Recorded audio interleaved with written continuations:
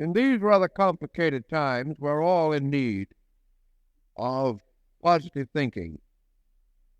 And yet the term has been so abused in the last 25 years, it seems worthwhile to devote some time trying to clarify basic values.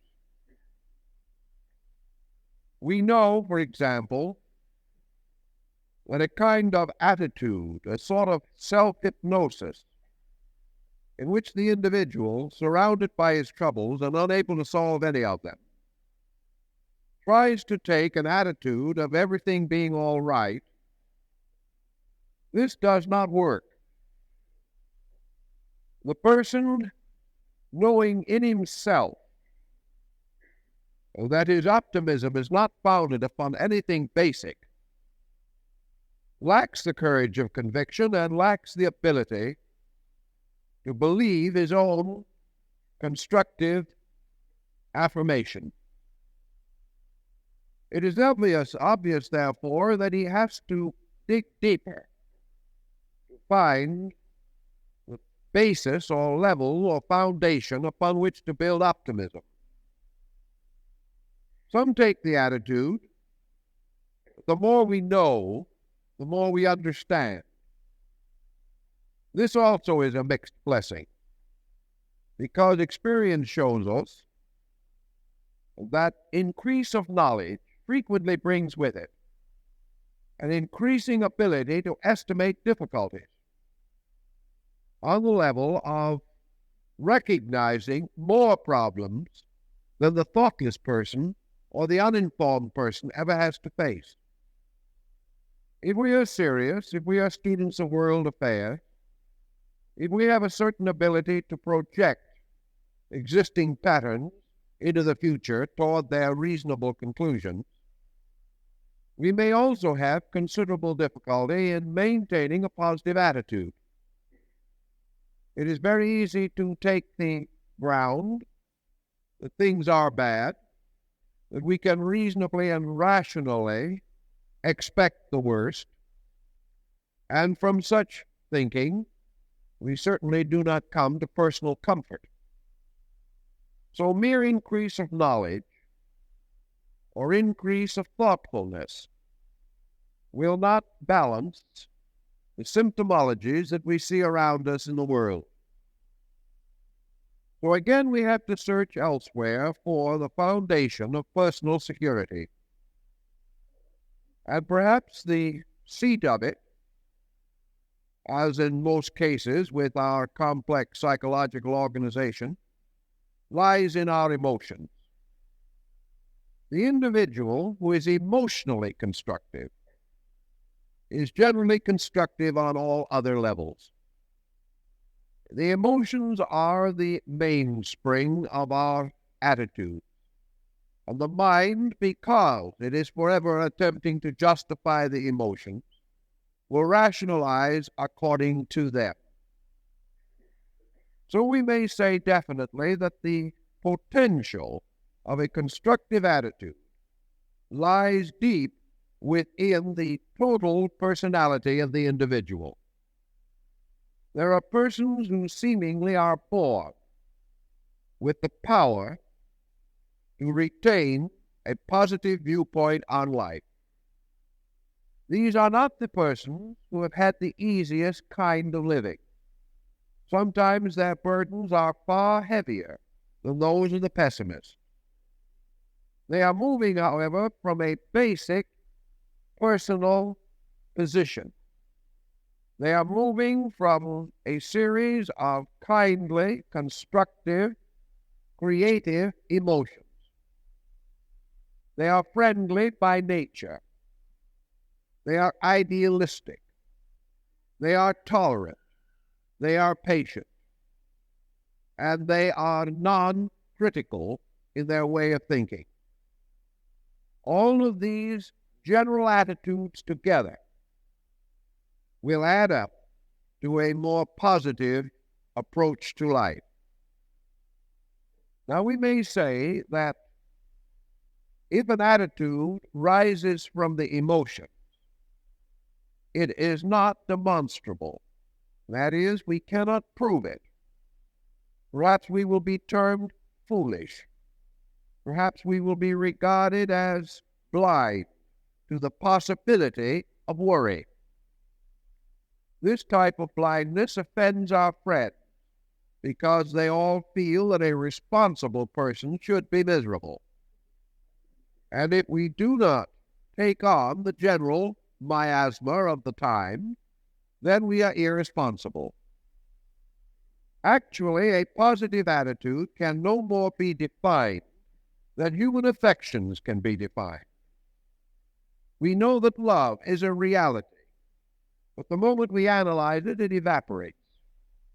It has to be accepted as a total way of life.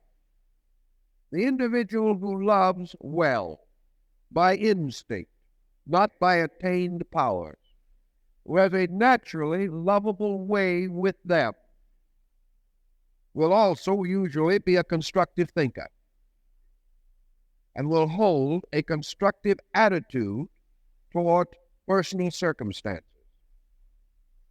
One of the greatest dangers that we have, which forever interferes with constructive thinking, is self-centeredness. The individual whose mind is constantly focused upon society only in terms of himself will generally find difficulty, not because perhaps the society in which he lives is difficult, but because he is establishing a relationship with society. The total personality which we have as a result of all of our psychic overtones either bestows or demands. And if this total personality demands, we will have trouble. If it bestows, we have a much greater probability of personal happiness.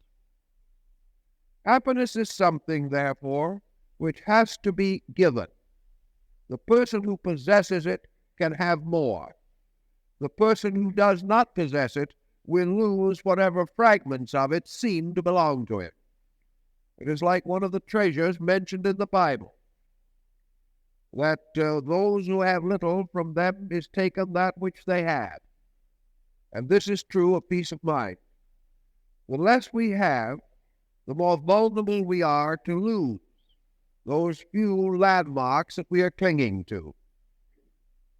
Thus we recognize that society applauds and appreciates the individual who gives something, not necessarily of what he has, but of what he is as a person.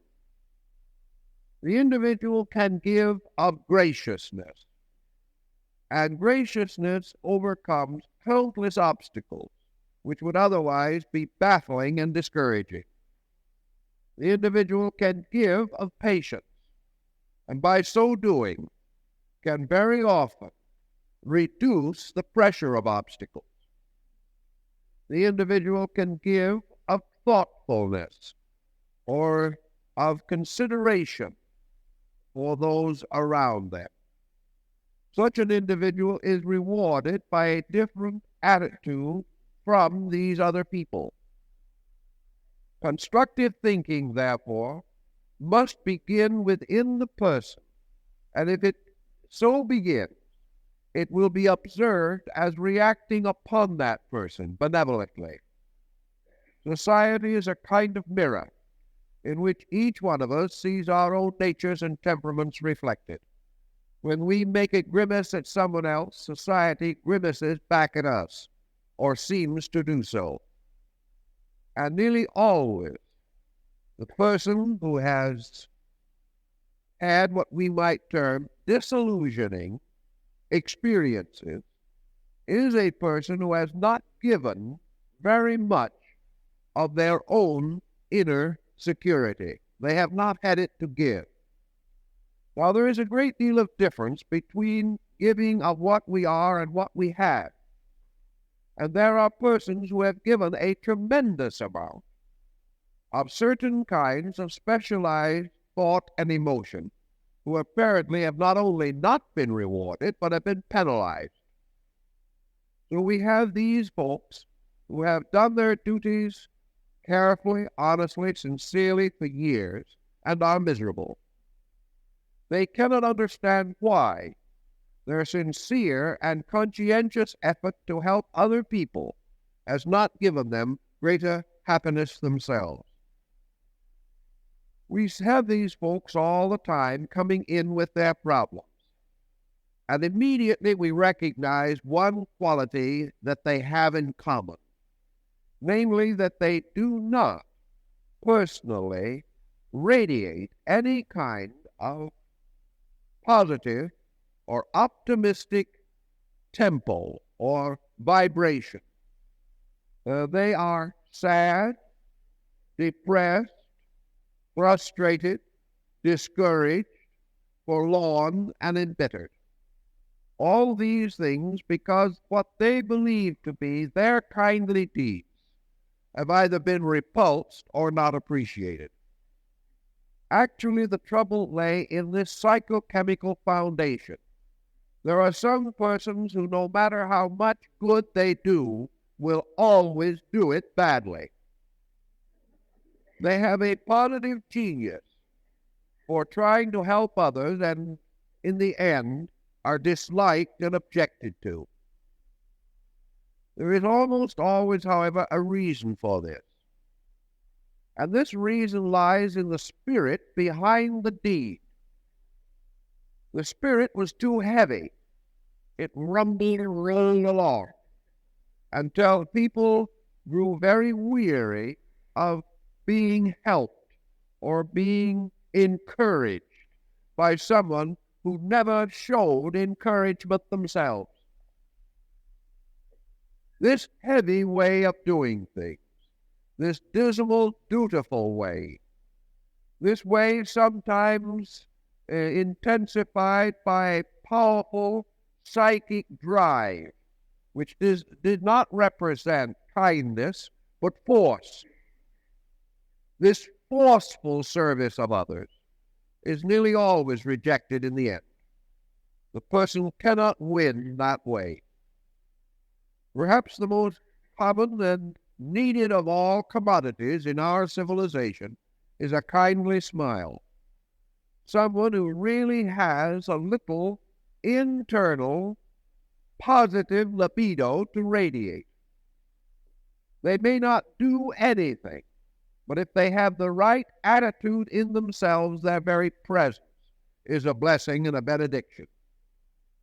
These people do not find this world too bad because they simply do not accept a kind of world that is different from themselves.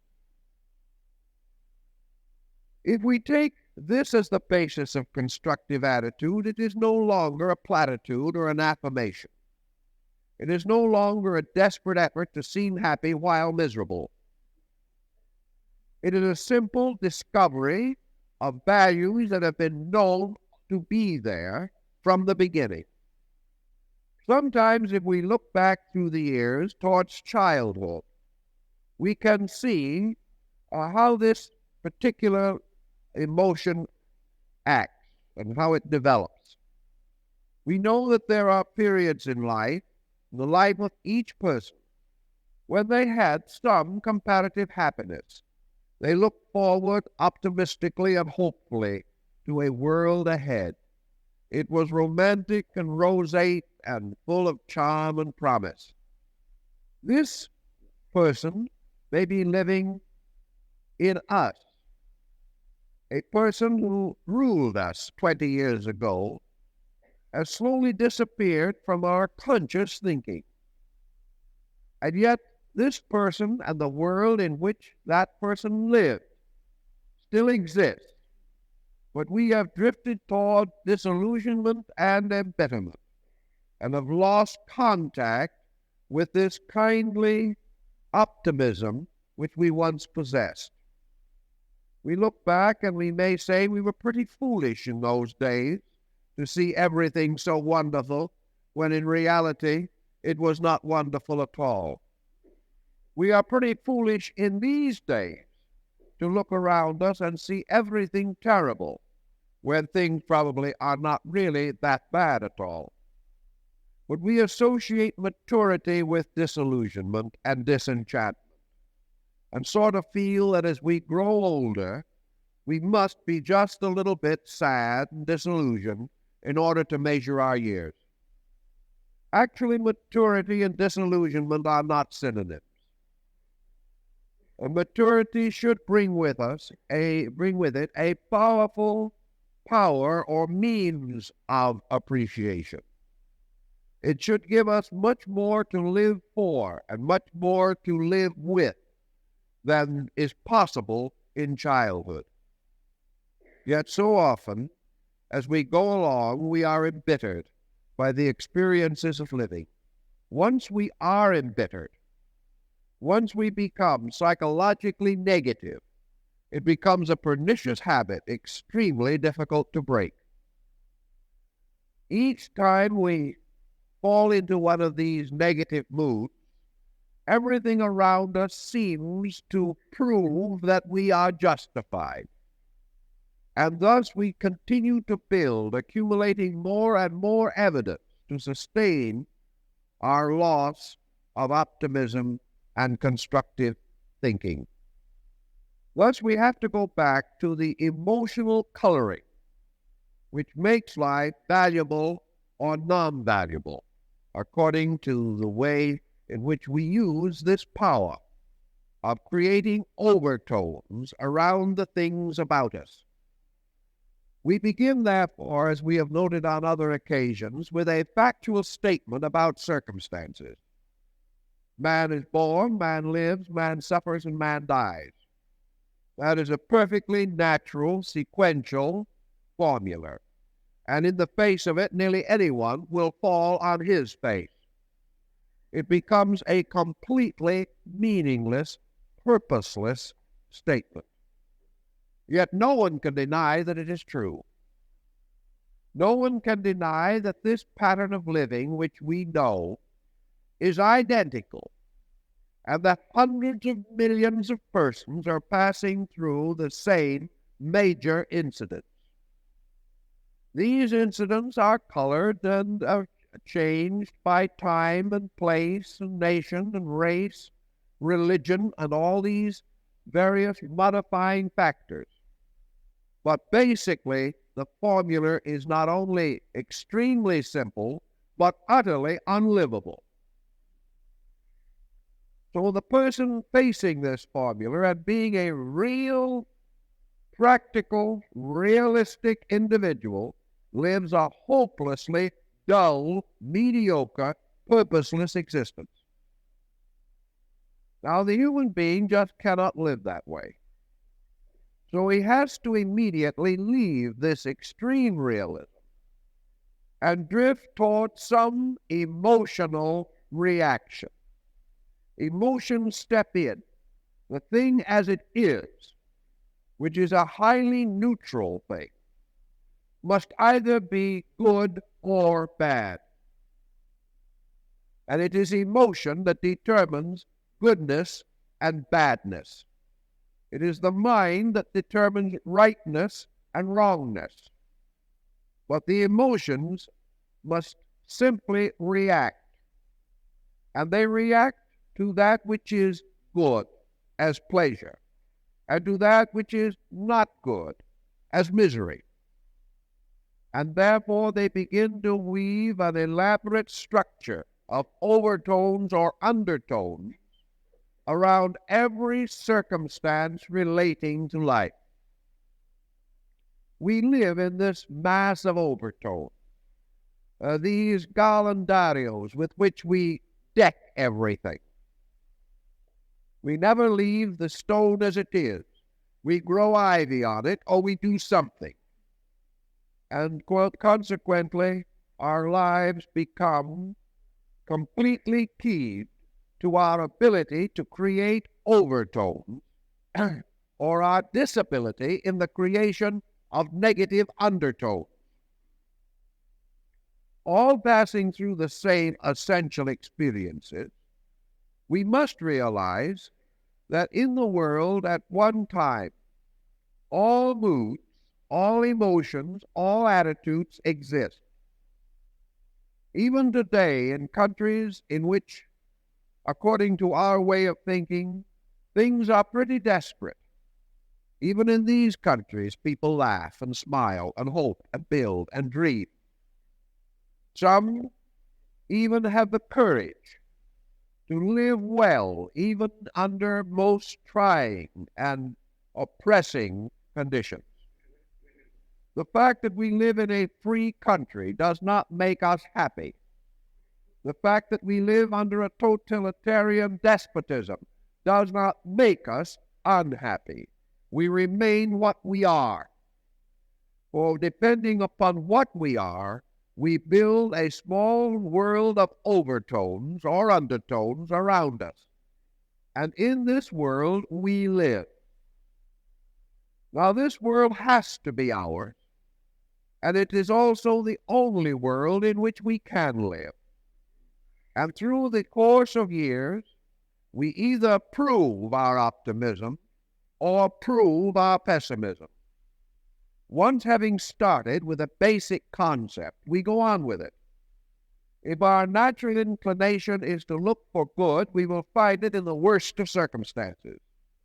And if our natural inclination is to look for bad, we will find it in the best of circumstances. And the most discontented and miserable people in the world are those who have practically no cause to complain against anything. Recognizing, therefore, the tremendous importance of our own ability to create overtones, we also come face to face with the even more difficult problem of trying to change basic attitudes somewhere in the midstream of living. This is, of course, difficult because we have created habit mechanisms, and an attitude is just as habit-forming as any narcotic. To change the attitude, therefore, we have to use a great deal of effort. We have to use a great deal of resolution, determination, and we have to place ourselves under a strong personal discipline.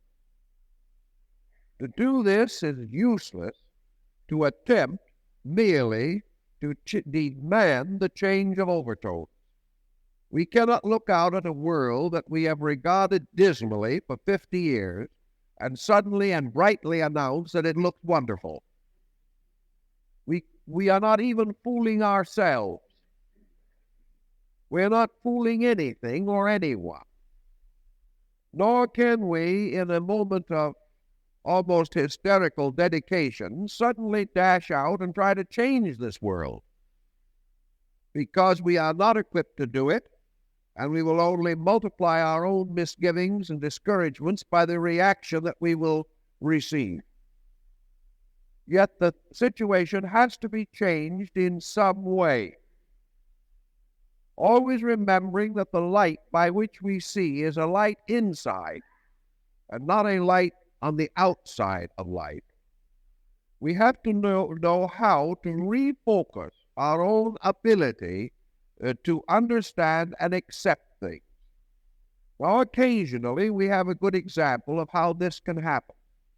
A lonely, tired, disillusioned person, basically, however, possessing the capacity for happiness, but perhaps a little frustrated by passing circumstances, has a change come in their living.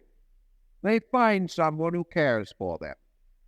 And in this tremendous experience of creating a new hope and starting out on a new approach to living, this pessimism is broken by a new series of patterns, and the individual emerges as the happier person that they potentially were capable of being. Therefore, sometimes, if the ability to be happy is fairly well present, incidents or circumstances can contribute to its expression.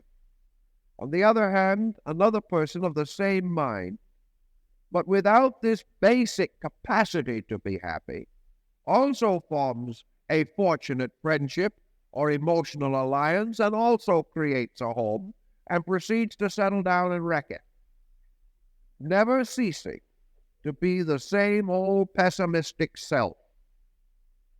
No matter how many good things come to that individual, they can write them away. They can disparage and destroy them, leaving nothing but personal misery, not only for themselves, but others. Thus, it is this internal power to be happy that has to be sought for and cultivated. If the person simply does not possess it, he must begin as he would begin in childhood and try to build it. Try desperately to find the seed of it within his own nature, because actually man contains within himself the seed of everything. There is no condition in space that man does not have or does not possess within himself a likeness toward which he can develop. But perhaps the happiness seed, as the Chinese call it, has not yet even sprouted. It has been allowed to be stopped and blocked by weeds growing in a negative garden of attitudes. Weeds which have prevented this good plant from ever having a chance. Yet the happiness seed is at the root of the tree of immortality. For upon this tree, if it is allowed to grow, are focused all the wonderful, constructive values and attitudes which make life beautiful and wonderful. If the seed is there, then it has to be watered and it has to be given sunshine, and the garden has to be weeded.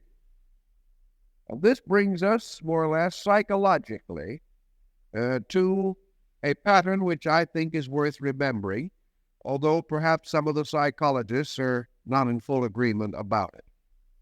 The question remains as to whether the seed of happiness can actually be made to grow, or whether it will grow if the condition which it needs is available. The general attitude seems to be that the important thing is to get rid of the weeds that prevent it from growing. That in nature, anything that has an opportunity will grow. And nature shows us that it can adjust magnificently to incredible circumstances. The mere fact that that conditions are not ideal will not stop nature. Nature will do anything possible and often creates its own possibilities. Therefore, if the happiness seed does not grow in the individual, it is because the pressures against it or the circumstances make this growth impossible in nature. If man, therefore, will remove impossible obstacles, or will take away things which completely prevent the appearance of his own inner contentment, it will probably develop of itself. So the psychologist recommends that we weed the garden of discontent, that we make a positive campaign to get rid of these devil weeds that are ruining our otherwise suitable psychic front yard. To do this, we have to begin to distinguish between a weed and a flower. Many an enthusiastic gardener, in order to cleanse and prepare his land, has gone out and carefully pulled up all the flowers instead of the weeds. This is not successful either, except for the weeds. Each one of us has to weed the garden. And to weed it, we have to get rid of a whole circle of negative conclusions. And they're hard to get rid of because we seem to be able to prove them. And when we are faced by what looks very much like a fact, it is difficult for the individual to admit that he could be wrong. He knows that he has had a certain kind of life. He knows that he has lived it a certain way, and it has always caused him grief and trouble. Most of all, he is suffering from the illusion that he has lived a good life, and therefore that it has to be other people's fault. Well, we can live a good life and live it so obnoxiously that no one else can stand it. So a good life is never a really good life unless it is a gracious life. A life gently and beautifully lived. No amount of dedication can compensate for a certain amount of sensitivity, of ability to understand and to recognize the rights, relations, proprieties of other people. In our desperate desire to be understood, we do not give sufficient effort to understanding life and those around us. So we have to begin to recognize that if we had really lived a good life, we would not be miserable people, because goodness is not rewarded with misery. There has to be something wrong. Yet around us we can see where that appears to be the case beyond doubt. This has to be due to a circumstance, that this goodness is not moved from within us by a strong enough psychic energy. It is an attitude. It is a moral duty. It is a theological virtue. It is a traditional piety, but it is not goodness. It is something that has been cultivated in some way. It is something perhaps that we have used as a means of justifying our own existence. This goodness is some way mixed up with self-interest, self-seeking, self-pity, selfishness.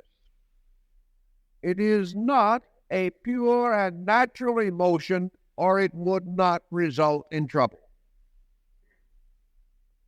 There are a few persons who probably would never respond to anything that anyone else did.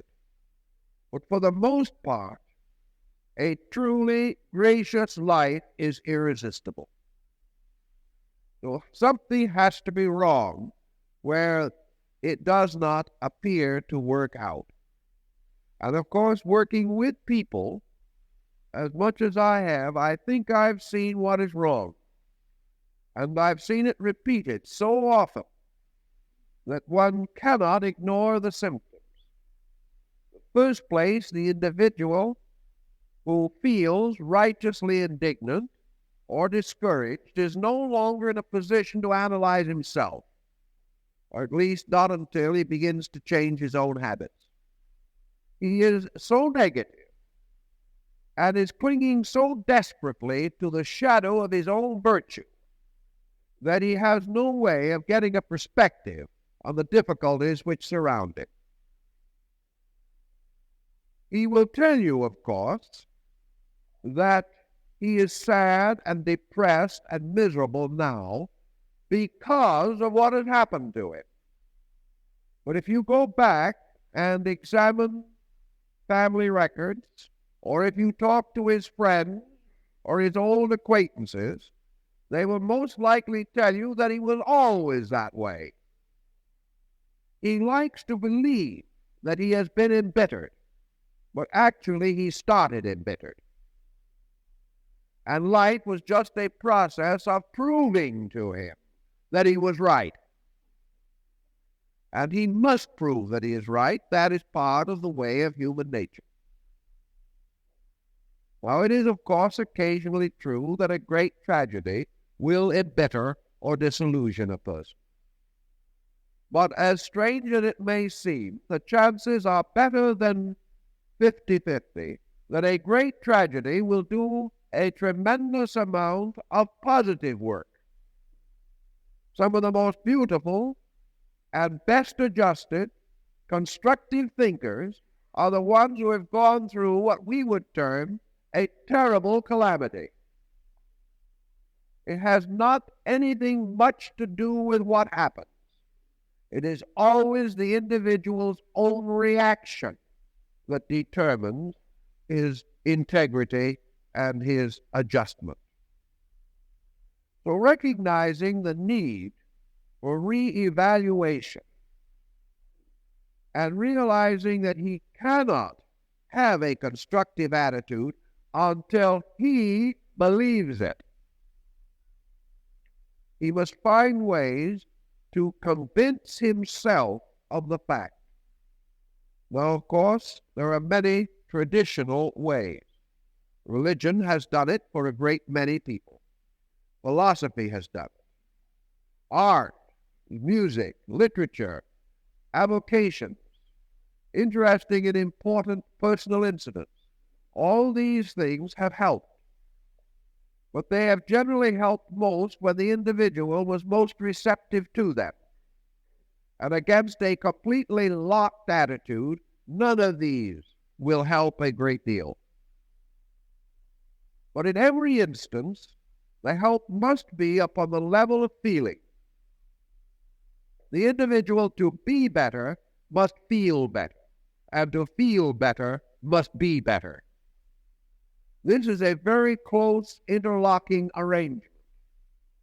And the negative statement is just as interlocking, because each emotion reacts to create more of its own kind. And we have what the Buddhists call the wheel of Dharma, turning constantly upon its ancient axis.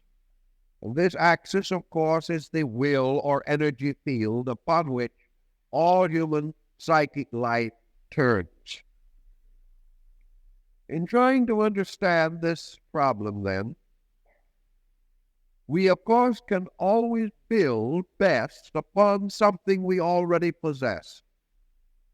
And it is not too common to find a person who is completely devoid of all optimism.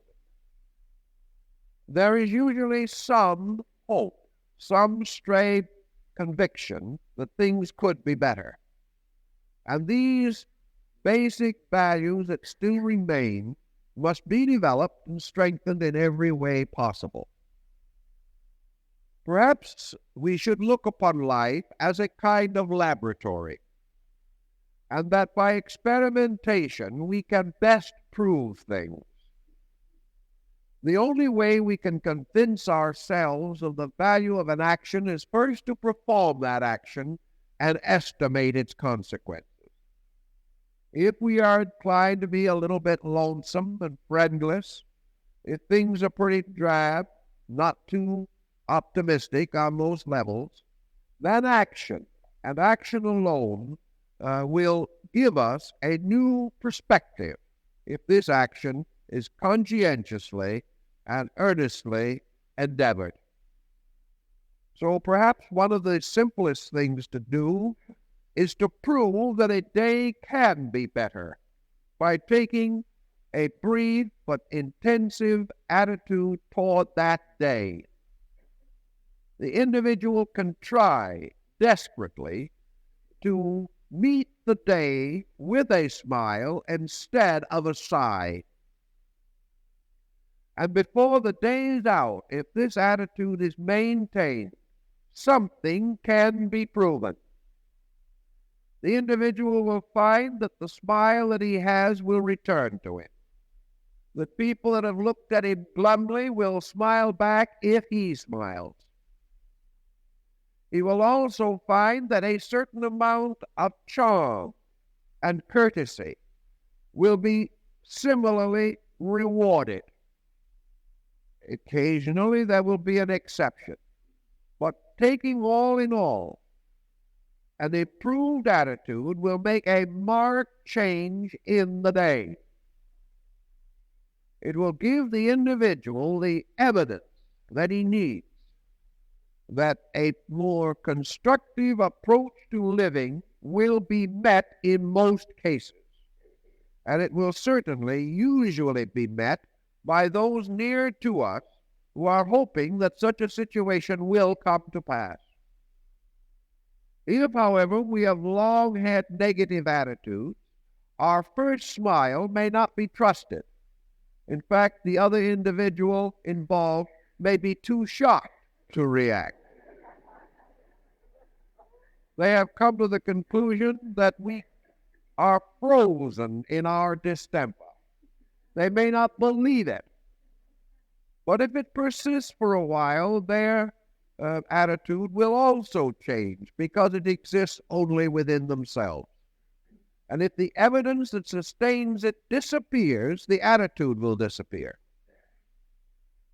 So if we are not able within 24 hours to convince the world that we are a new person, we should not be perturbed by that, because we had perhaps spent 20 years convincing them that we were not a desirable person. So it might take 6 months to reverse this decision.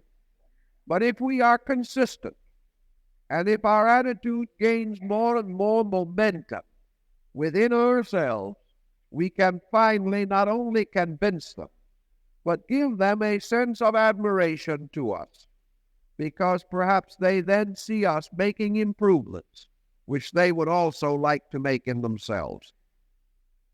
By changing ourselves, we become an inspiration to others, whereas by trying to change others, we only become a nuisance.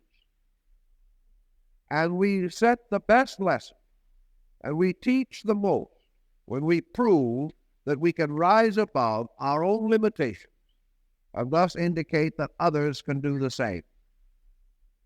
So we can make a gradual experiment, cautiously, scientifically, to prove conclusively that a better approach to life is really a statement of value, a statement of things as they are. Behind all of this lies also a large philosophical position. You look around you at the earth and the sky and the ocean, the rivers, the mountains, and you will realize that nature has not decreed, predestined, and foreordained that creatures be miserable. Nature has not said that we should actually be born in misery and die in pain. Man himself is largely responsible for the intensification of living situations.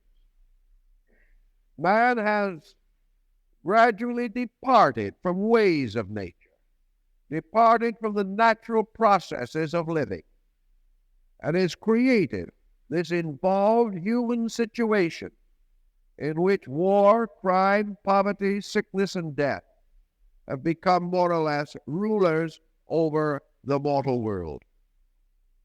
This is not nature's way, nor is it something that has to be. It is something that human beings have tolerated, and which has gradually caused an acidity within themselves until they have become disillusioned and depressed, and are perfectly willing to assume that the worst must be true. And because nature has not decreed such things, it is not inevitable that man must act as he does, nor react as he does to the situations around him. It is perfectly possible for the human being to look around him, both in society and nature, and find legitimate reasons for optimism. Truly, every generation has assumed that it is the most miserable and crisis-ridden of all time. Yet it is not essentially true. Each generation has in it much that is good and much that is wonderful, and a more constructive attitude on the part of collective humanity could transform this world very rapidly. It is just the fact that everyone settles down to being sorry for himself and carefully remembers his miseries and carefully forgets the joys and good times which he has enjoyed. This emphasis upon negation is perhaps due to a basic psychological quality in human nature. Man has a strange inferiority complex because he is always inevitably reacting to everything as a frustrated godling of some kind. Man has never been willing to accept his own humanity. He has insisted upon being divinity in exile. Therefore, he is like the House of Bourbon in France, a house of kings who have no throne and simply cannot mingle themselves with the proletariat. The human being has taken the attitude that in some way he is superior to nature, and he is unhappy, he is frustrated, he is depressed by the fact that he has to obey rules when he feels he should be creating them instead. And out of this strange, deep frustration in his own soul was born the spirit of rebellion that has been present or noted in scriptural writings since the beginning of time. The human being does not adjust easily. He does not accept happily. He is a highly competitive creature. And instead of rejoicing at the common good, he believes that he can rejoice only when some particular good comes to him. As long as he allows these instincts to dominate him, he is really reacting to atavistic trends and pressures. He is not growing as he should. He is not becoming the kind of person the world needs at this critical time. To build, therefore, a deep basis for a better attitude and a justification for constructive thinking, we have to get down underneath all this. Get beneath the rubble of this superstructure. Get down again to the basic values that create living. And each person has to recover from the hope, the rather blind hope, that something fortuitous is going to accomplish the desired end. Persons have drifted for an entire lifetime waiting for some happy incident to bring happiness to them. They are convinced that if they could have certain things they do not have, if they could get rid of certain things they do have, happiness would result. And once they were happy, once things were the way they should be, then the constructive attitude would blossom like a rose, and all would be well. Many times, happiness, constructive thinking, is therefore suspended from some point of view, placed or posited in a certain detail of action. So the individual will say to you, if I only could add another room to my house, I would be completely happy. 5 rooms later, they're still miserable. Doesn't do a thing. Another individual says, if I could just have that new car, I'd be completely happy. The new car is a tremendous thrill for 2 weeks, and then the individual has to trade it in at the loss of $2,000. Then the new car becomes a burden, because we don't know how soon to trade it in and how much loss to take. Another person will say, if only my daughter will not marry that particular man, any man but him. Actually, the answer is, as long as she doesn't marry any man, period, Mama will be happy. So daughter does not. What is the result? Mama is still unhappy, and now daughter is unhappy too. Magnificent achievement. The trouble has been compounded. Another individual will say, I have not been well. If I only had my health, I'd be happy. So with great trouble, problems, striving, health is attained. No happiness. Now the individual is miserable because they no longer got all the attention they got while they were sick. This problem of anything that happens to us guaranteeing that we will change our basic outlook is fortuitous thinking. It is not based upon any solid experience of the race. So no matter how hard we try to make people happy by doing the things they want to have done, they're still miserable. And usually now we are miserable also.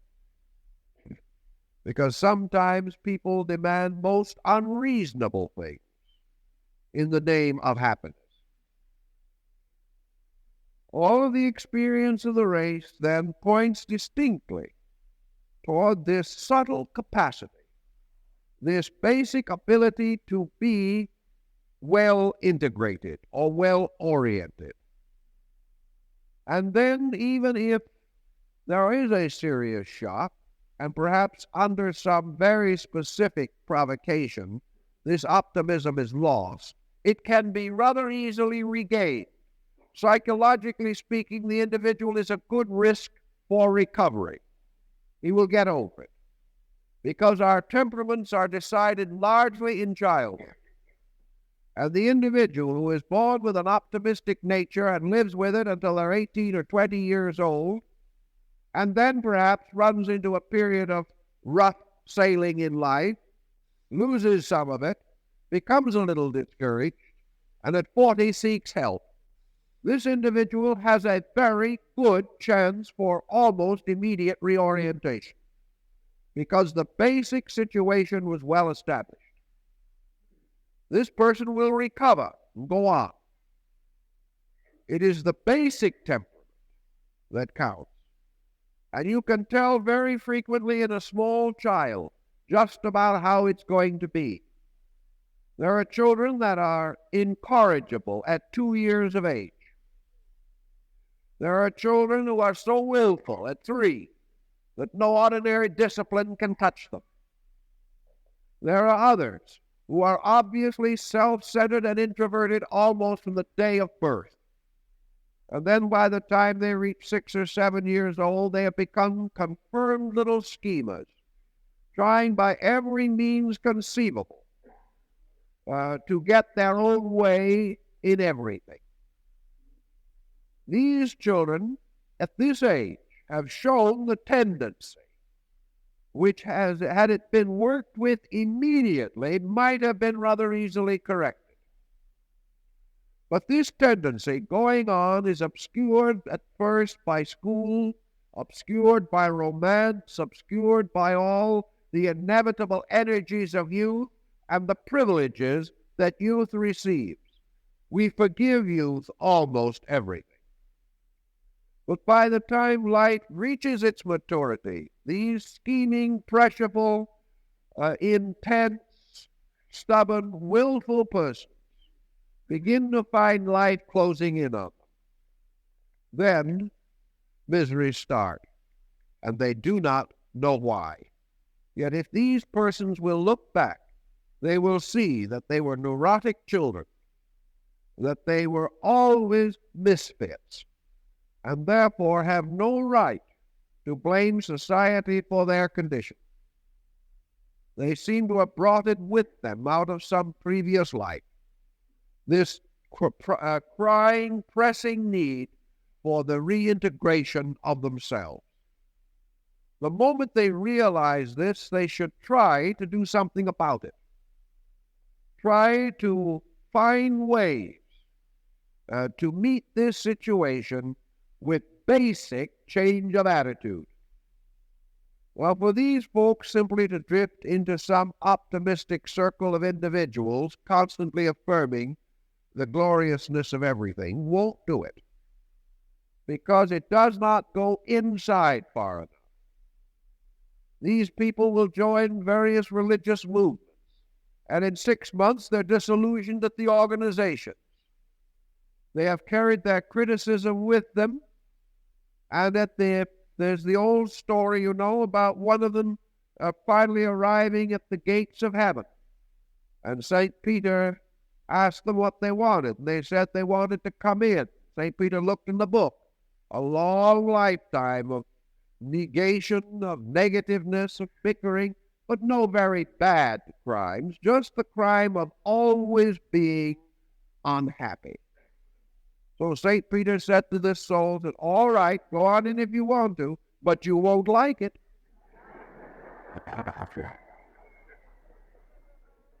And that is exactly the situation that we face. No matter what condition comes along, they won't like it. Simply because the temperament is keyed to this. And the only way is for the person to take it in hand himself. He's got to try to understand values. Well, about individuals who have these situations, there are usually certain notable peculiarities. One is that they have too much leisure. One of the reasons why they have too much leisure is because they have no friends. They have no life of their own, or a very restricted one. They have too much time on their hands, and they're using it to think about themselves. Nearly all poor living is self-centered living. The individual who has nothing more important to think about than himself has nothing important to think about. He is making a very dangerous negative decision in permitting himself such an attitude. Now, we can't simply tell anyone, forget yourself. This kind of a platitude is meaningless. But we can do what others have found successful, and that is we can suggest that these individuals also think about something else. You cannot tell a person to stop thinking, nor can you give him a negative and expect him to build something positive upon it. There is no use saying to him, thou shalt not. The thing you must do is try to find something that he shall do, and do as quickly as possible. And this generally means to create a counteracting or autocompensatory interest. If this person can be lured into taking an interest in anything, it will divide the amount of time they have in which to be sorry for themselves. The more you can divide that time until less and less of it is available for self-pity, the more rapidly you can help that person, or that person can help himself. So we have strong recommendations of release through taking an interest in something. I know one individual told me that they had this kind of a problem of not having much to live for. And I asked them if they had any interest. And the individual said, oh yes, I am very much interested in myself. Well, obviously. But not constructively. Because all this self-interest led to nothing. It was not the analytical type of self-interest that sought to find ways of self-improvement. It was just the utter, complete fascination of self. To that individual, nothing was more interesting than himself. And to everyone else, nothing was less interesting. The problem then of dividing negative attitudes and reducing their strength often means a great deal. It can sometimes be accomplished by introducing into the life of a person who has too much leisure some form of self-expression through music, art, literature, drama, anything that will cause this person to come into a more or less community existence, come into a kind of competitive role in which they could excel in something to the amazement of others and also of their own amazement. So that if we can divide a negative attitude, we weaken it. If we can then divide that one again, we weaken the whole situation more. And out of the problem comes a degree of positive attitude, because the positive attitude is released to the degree that we can break down this eternal negative pressure. If we can find some way, then, of giving these people outlets through crafts or trades or anything, so that their hands and minds are occupied. I know one individual who, under the pressure of this situation, I suggested that they find some kind of an avocation. They took up knitting. And when I asked why they selected knitting, they said they could do it without thinking and could still spend their mind energy on themselves. They'll outwit you every time if they can.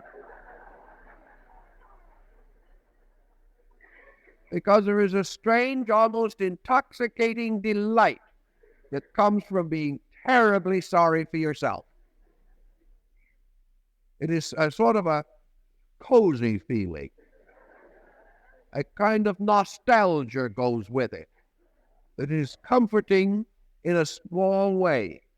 But when we realize how it comes back at us from every direction as misery, we simply cannot tolerate it. So whatever the activity is, it must involve the mind. That's why long walks won't help, unless the person has gone out with an interest. If he goes out as a botanist, or if he goes out to study some phase of nature, then it will help him. But just to walk around and think about himself, he may as well sit home and think about it. This problem of finding a release from this self-focus. Reading helps. Because reading is often a release. But these neurotic folks have an unfortunate tendency of reading themselves into everything they read. When they read fiction, they identify themselves with the sufferer in the story, whoever it may be. If they read philosophy, you can be certain that they will pick every critical point and try to make it fit their own case. The worst problem for these folks is psychological reading, because they can always begin to diagnose themselves. And as they are not fair, they are not honest in themselves, or they wouldn't be in the situation, they cannot make an honest diagnosis of themselves. So the problem locks itself constantly. Everything seems to conspire against the individual breaking through this circle of intensity, a circle which limits him completely unless he is strong enough and skillful enough to break through it. Recognizing the basic factor that he has to push by means of his emotions, that he has to have some kind of an emotional experience. Perhaps one of his keys is to become a little more observant of the situations around him, trying to see if he can pick some incident or some circumstance that will strengthen his own emotional resolution to do something. Normally speaking, religion helps. But usually it is not the kind of religion that is pointed directly at that problem. There are a great many peace, power, and plenty cults that do not help, whereas sometimes a comparatively conservative, old-fashioned religion does much more. It depends entirely on the individual, of course, but you cannot attack this problem frontally. You cannot go and take lessons in constructive thinking and be sure you have it beaten. It is much better to get lessons in kindly reaction to life in total. And sometimes this comes through the archetypal form of a strengthening faith. The individual who begins to believe that God is in his universe, begins to believe that there is good in his fellow man, begins to believe that there are values above those of personal attitudes. This general, broad believing has a great deal more virtue for the troubled heart or troubled mind. the individual is very often conditioned by early living to a religious belief of some kind. And this is going to be a problem 50 years from now, because the younger generation is not nearly as strongly set in its religious convictions, and therefore this leverage may not be available at that time. We hope other leverage will take its place, because the definite need for some kind of anchorage certainly does remain in human nature. But having a belief lurking in the background, this belief may be vitalized and can often be used to carry the person across into a better way of thinking and feeling. It is not a rational problem, essentially, because most of the problems we suffer from are not rational. If they were reasonable problems, we could solve them. It is the unreasonable problem that is always the disaster. And it is unreasonable because it is unreasonable that that thing should be a problem. We have taken something which could not be a normal problem, because all normal problems can be solved. But when we manufacture a false problem, intensifying it only with imagination, sustaining it only with our own psychic energy, neither ourselves nor anyone else can apply a solution to it, because it is not a solvable problem. It is not a pattern. It is not a reality. If we have a visible enemy, we can build defenses against him. But when this enemy has no dimensions except our own imagining, he can come through any keyhole. And that is what happens psychologically. There is no way of defending ourselves against a false problem, because it has no dimensions. It has no factual form. If then we are burdened with this kind of problem, we have to break down the habit of creating them. We have to find ways to restore a more constructive, basic reality in our natures. Now, the Greeks and also Oriental peoples have given us one formula, which can be very useful and very constructive, and that is to remind the person that the more self-centered he becomes, the less truly conscious he is of self. This is a strange contradiction, but self-centeredness always centers upon the objective personality, always centers upon mind, emotion, notion, thought, attitude, belief, and any one of the negative pressures that we develop. True self-consciousness is the consciousness of the divine self in man. And this type is not what causes the trouble. So all these ancient peoples developed a certain contemplative exercise in which the individual attempted to create a new habit. The purpose of concentration or meditation is to create new habits. To create a habit by intention rather than by accident. And also based strongly upon the fact that man is a scattered being, his thoughts and emotions racing around with little, if any, discipline. That with a comparatively small amount of disciplined effort, the individual can neutralize negative habits, because he can learn a great deal and achieve a great deal by organized effort. We often hear in politics how an organized minority can overwhelm an unorganized majority. And this applies to the habit patterns and thought expressions of the individual. Dr. Eliot of Harvard, of course, was authority for the idea that if you would spend 15 minutes a day in the study of any subject, at the end of 2 years, you'd be an authority. Because very few people spend 15 minutes a day thinking about anything with continuity and with continuance of purpose once they've graduated from school. So that the individual who does give disciplined continuity of attention to any subject can become proficient in it, assuming that it is not totally beyond his capacity. For the concentrative and contemplative exercises of the ancients consisted in devoting a few minutes every day to genuine, honest, impersonal, unselfish self-analysis, assuming, of course, that it won't be a total picture to begin with. It won't be without selfishness. It won't be totally impersonal when we start.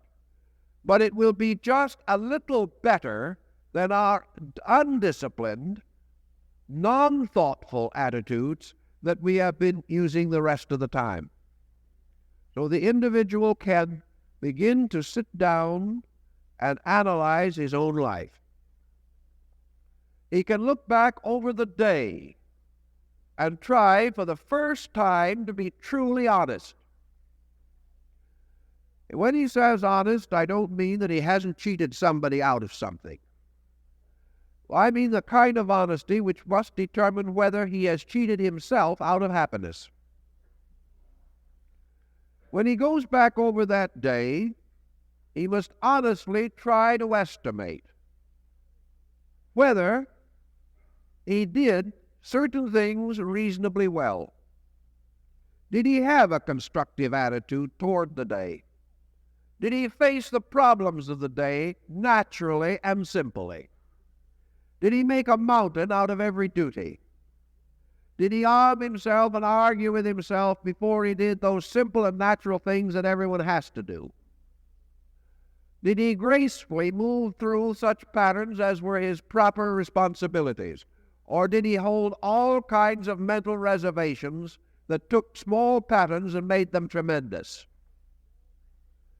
Did he realize that the greatest part of a piece of work is anticipation or regret? That it is not the doing of the thing, it is the getting ready to get started to begin to commence doing the thing. And by the time we build all this and get ourselves into a tremendous fixation over it, we have made a great job out of a small one. And we always do that when we have only small jobs. If we have great jobs, we can't afford such leisure of energy. Having done it, do we then proceed to regret the necessity of having to do it, be sorry for ourselves, wish we had someone else to do it for us, and proceed to examine and find out why we are the most miserable of mortals because we had to do it? So around a piece of work that might take anywhere from 5 minutes to 15 minutes or an hour has been built several hours of overtones and undertones. Tremendous values of no value have been added, and the simple problem has become a great undertaking. Quietly sitting in concentration at the end of the day, think these things through. Find out how much energy you expended in the job and how much more you expended in regretting the job. Try to find out why you regretted it. Try to analyze your basic motives for the resentments against things that might be quite normal and proper. Try to understand why your neighbor down the street doing the same thing was not regretting it. I asked one person that once, and he said, well, obviously, too stupid. You can't break through this pattern. The individual always has the answer. The neighbor was too stupid to be unhappy about it. And because we were big and smart about it, we were miserable. This kind of thinking always locks itself. But quietly, with no one around, we can frequently sit down and think back through the day and gradually perceive a little of the machinery of our own conduct. The moment we actually see a mistake, we have 3/4 corrected it. The moment we say to ourselves, I guess I was pretty foolish, right in that moment, heaven comes closer. The individual has made one of the basic discoveries of life, namely that we can all be foolish. We have a gift for it, a knack. The moment we can begin to realize that we did not have to have these situations, but chose them, and acted so that no other situations could arise, we sit down and take this into disciplined thought. And in 10 minutes or 15 minutes at the most of quietude, we can go through a great deal of the day. We can carefully estimate what we said during the argument. We can try to find out why we had the argument, who was really to blame. Was it the other person, as we immediately concluded? Or when we look back, did we say the first bitter word? Did we set a situation that caused irritation and contention? And if we can gradually begin to clarify this, little by little, a pattern will emerge. And a simple process of this kind, carried on every day for 6 months, and done honestly, will begin to establish autocorrective mechanisms within ourselves. In the first few weeks, there will be no visible result. We'll be in the process of amazement and digestion. It will be a new universe, because we have been looking out at other people, and we have never watched ourselves go by and see how we looked. But by concentration, we can detach ourselves from ourselves and have that wonderful separate look. In so doing, we can then also understand why people do not accept us 100%. As we look at ourselves impartially, it gets a little difficult for us to accept ourselves. We are not the person we thought we were. We are not that poor martyr to everyone else's opinions. We are very much inclined to be rather difficult and pesky creatures, with only one precise interest, and that is to have our own ways regardless of consequences. As this begins to show, the person can say, well, I guess there's a reason why I haven't got any friends. I've never been a friend, really. I've done all kinds of things for people. When the neighbor's sick, I rushed in with a half a dozen eggs. But I had a look on my face at the time which indicated that I was afraid I wasn't going to get them back. All of these things gradually come into the picture. We begin to see all the silly little reasons why we think we're doing nice things for people. But the really nice thing we do not do. And that is the simple giving of our own understanding and our basic concern for their happiness, rather than what they can do to make us happy. Studying this every day for a few months, we begin to find it come out. The individual instinctively stops for some reason just before the next argument. He is reminded of what he has learned about himself. He is creating an association mechanism, and his self-knowledge is beginning to affect his conduct. And in 6 months, self-knowledge can improve his conduct 100% over what it was before. He was not striving for perfection. We are simply striving for sufficiency, that condition which is reasonable to the need of the hour. By thus gradually becoming convinced about ourselves by ourselves, we have the only experience that is valid to man. The words of our friends and neighbors, the advice and counsel of our minister, and even the words of our scriptures are not valid when compared to the personal experience of a fact.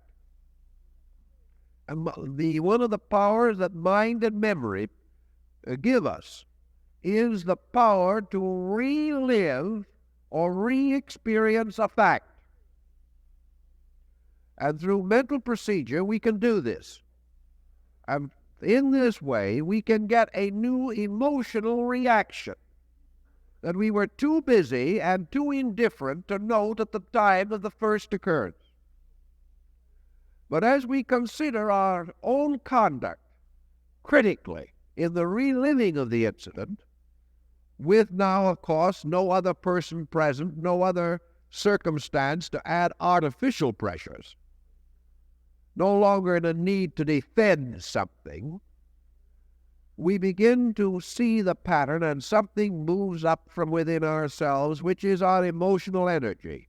And this emotional energy says, I don't like me for having done that. Or I think I did better on that occasion. Or I think if I had done it this way instead of the way I did, this unfortunate critical condition could have been avoided.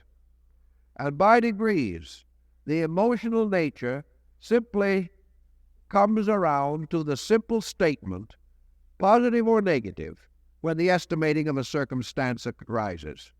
The emotional nature, seeing a certain pattern, says, this pleases me. And seeing another pattern says, this does not please me.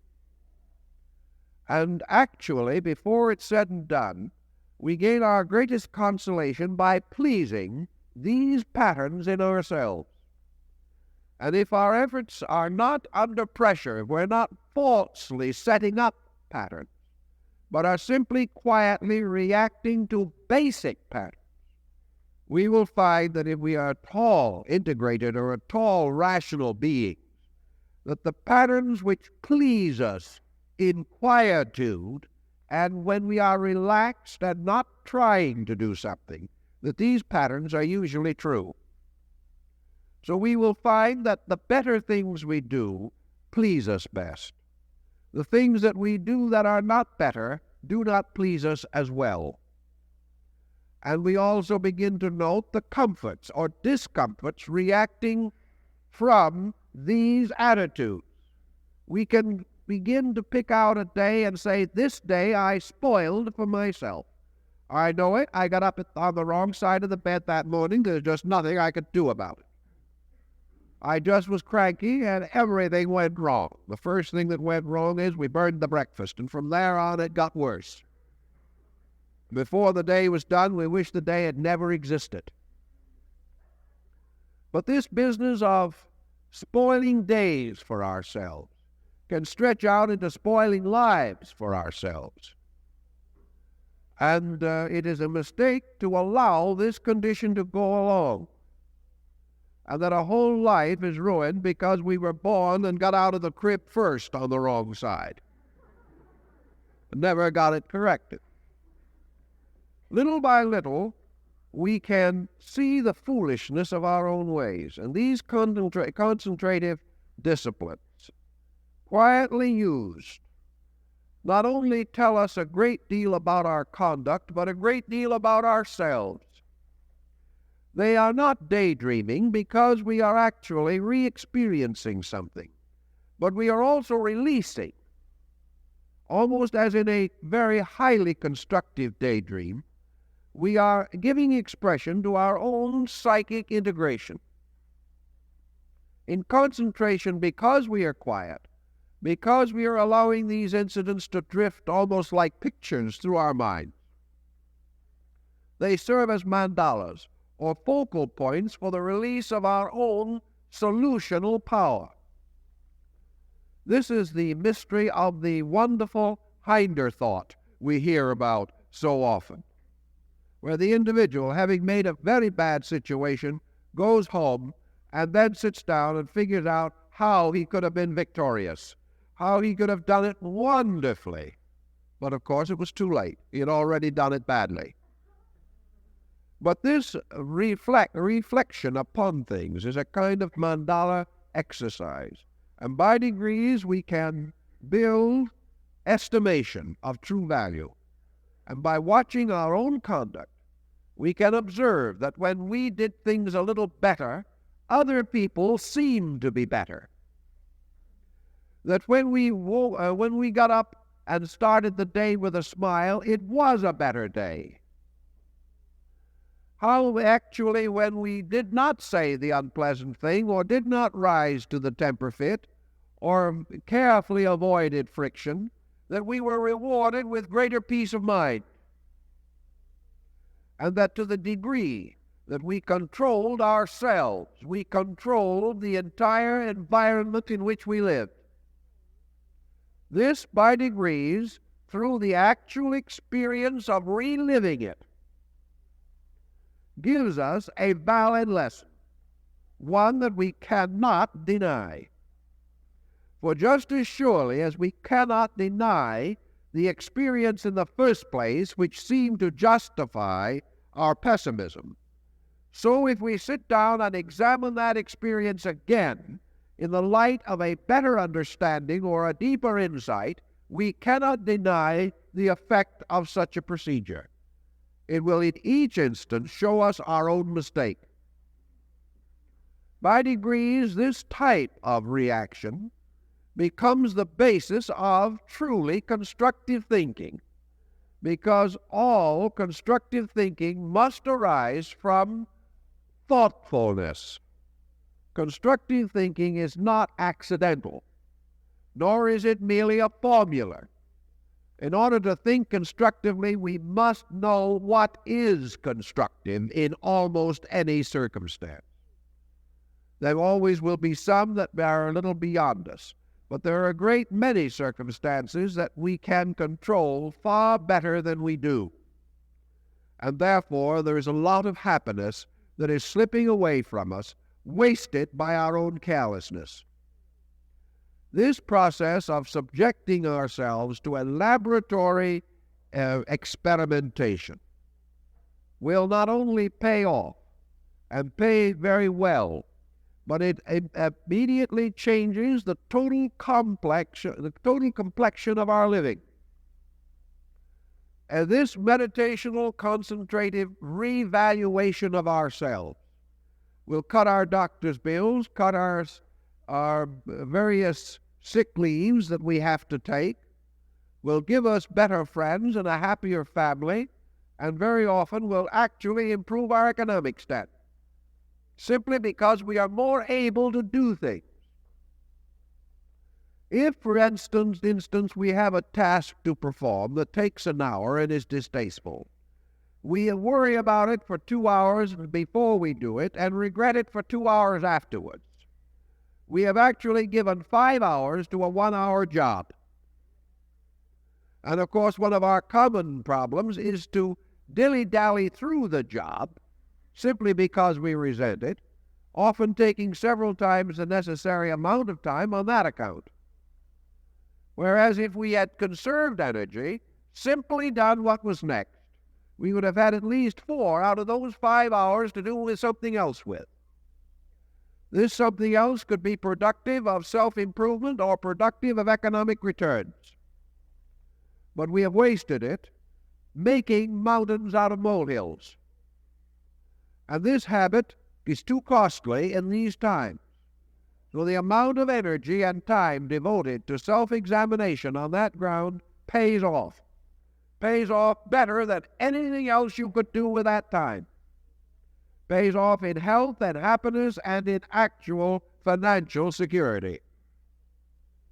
So there is every inducement in this world for the individual to think things through. There are a lot of unadjusted individuals in business. Some of them are unadjusted and should not be in the lines they're in. Some would be unadjusted in any line, simply because they are unadjusted, period. You cannot adjust because they do not want to work. They do not like continuity of effort. They are bored by everything they do. If these individuals will settle down and think They can do a great deal through a brief period of concentration to integrate their attitude. Now, the problem of concentration is a very simple one. It should be entered into honestly, perhaps with a moment of silent prayer or meditation, asking that insight be given, asking that the total availability of the individual shall be made available through complete relaxation to truth, to the truth of ourselves as we are. No one else is ever going to know this, so we do not have to cheat. We do not have to try to talk ourselves in and out of something, because only person we can ever deceive is ourselves. And having come firmly to this conclusion, very quietly take the day and go back. Don't go back several days or several years. Just stay with the day and see how it could have been a better day. To see the things that you did that made it a better day than it might otherwise have been. See just exactly, as a mental experience, what your motives were. When you got up and made a pronouncement, did you mean it, or you were merely trying to be heard? Did you interrupt because you knew more, or because you wanted to get into the conversation? Were you moved by a desire to help, or a desire simply to impress other people?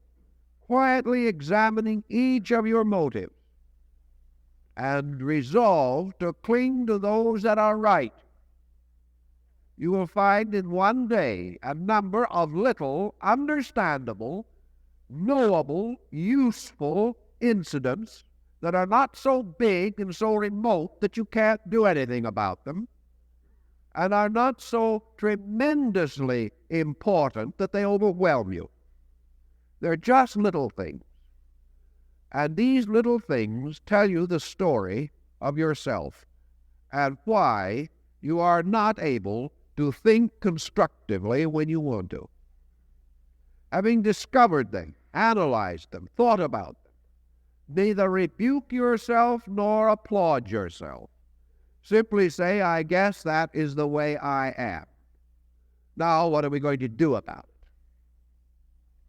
Don't be so sorry that you are dissolved in penance and never get around to doing anything. Don't be so happy over one achievement that you forget all the mistakes. Take it all in stride. It's you.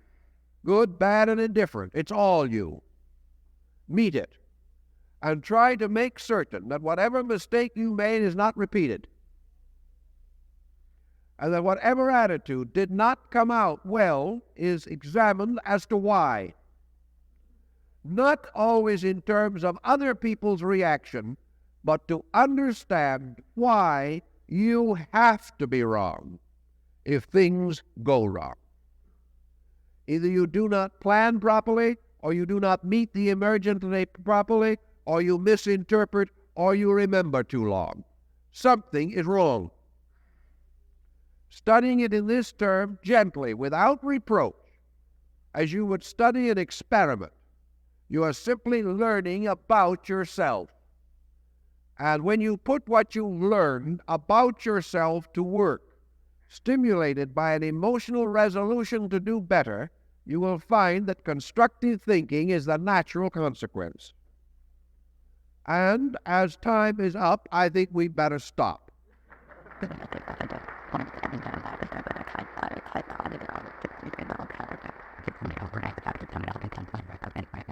Next week, we are going to carry a little further perhaps on this particular line, namely the perilous journey of the soul. What happens when the individual starts looking for himself? Is he able to stand the shock? Is it usually fatal? Or does he survive and come out of it rather the better for it? The perilous journey of the soul is an ancient quotation, and it tells the story of the human being's search for selfhood in its essential nature, and we think it's a valuable and useful subject. In connection with this morning's talk, we recommend our booklets, Right Thinking and Solving Psychic Problems.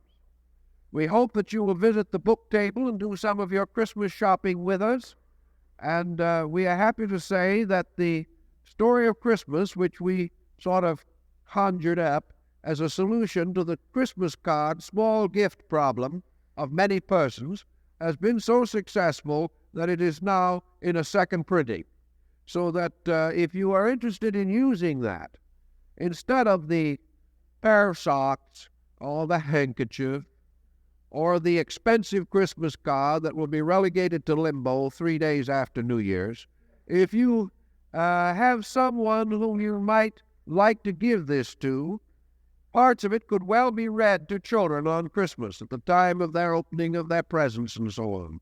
And I think will help to strengthen and deepen Christmas appreciation and value. So we hope that you will consider it on your Christmas shopping list, and also that you will consider subscriptions to our magazine and our books to the more thoughtful and appreciative of your friends. These gifts will have more permanent value than the great mass of knickknacks that are so often acquired, and no one knows what to do with them.